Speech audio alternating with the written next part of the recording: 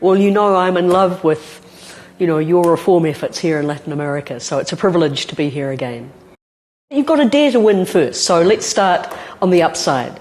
And we dared to win in New Zealand, to win against a legacy of debt and deficits, to dare to win to create more employment by deregulating the labour market. And we did, on those matters. We won the budget battles, we won the employment generation battles by a freer, free-to-work labour market regime.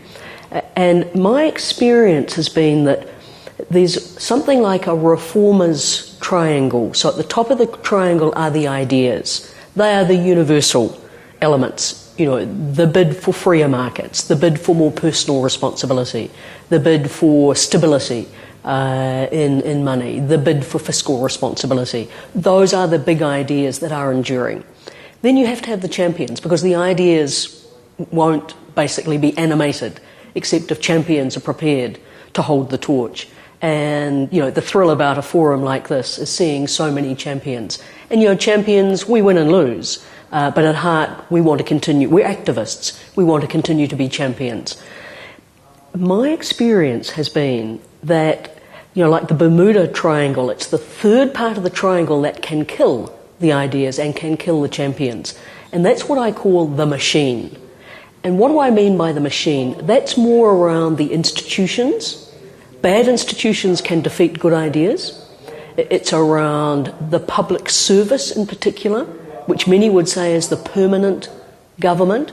So you get fantastic champions of ideas, whether it's in the United Kingdom, Sweden, New Zealand, Guatemala, where the public service is completely opposed. They down tools, or they foul up the execution.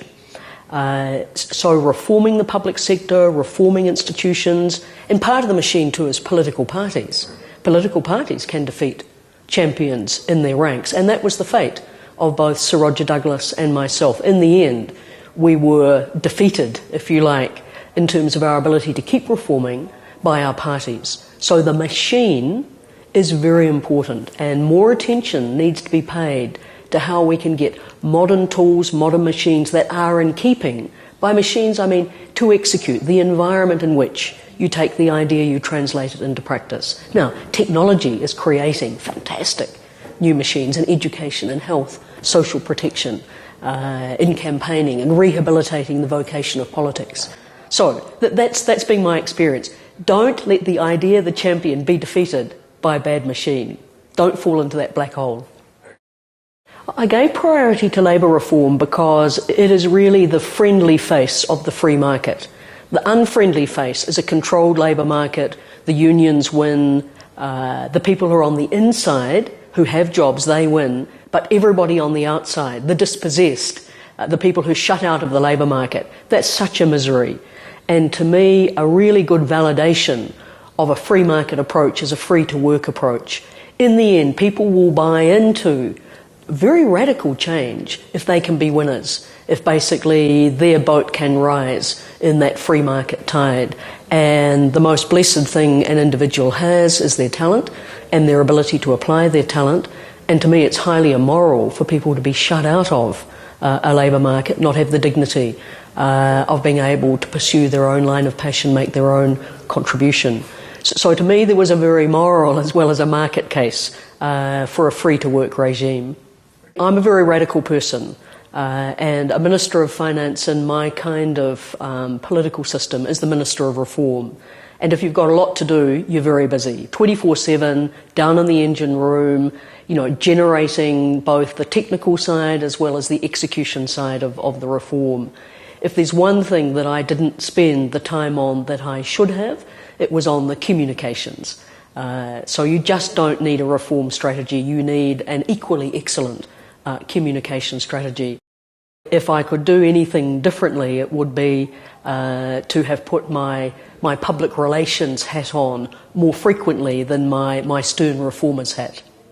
What do you take back from the forum, from this experience?